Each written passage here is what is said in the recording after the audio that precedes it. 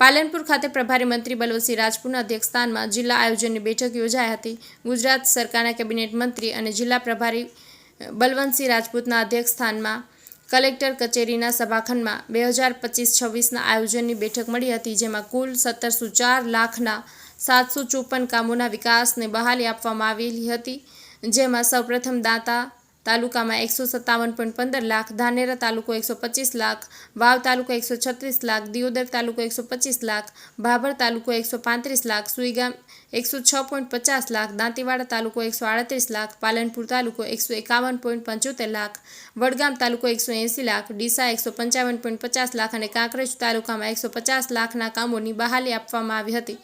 મંજૂર થયેલા કામો સમય મર્યાદામાં પૂર્ણ કરી ગ્રાન્ટ લેફ્ટ ન થાય તે માટે મંત્રીએ સૂચન કરી હતી અને આ બેઠકમાં જિલ્લા સાંસદ ગેનીબેન ઠાકર, સર્વ ધારાસભ્ય શ્રી અનિકેત ઠાકોર, કેશાજી પ્રવીણભાઈ માળી, સ્વરૂપજી ઠાકોર, અમૃતજી ઠાકોર, જિજ્ઞેશ મેવાણી, કલેક્ટર મિહિર પટેલ, ડીડીઓ એમ.જે. દવે, આયોજન અધિકારી સહિત સંબંધિત અધિકારીઓ હાજર રહ્યા હતા। અહેવાલ બાય મા ન્યૂઝ પ્રતિનિધિ સુરેશ રાવળ, દાંતીવાડા।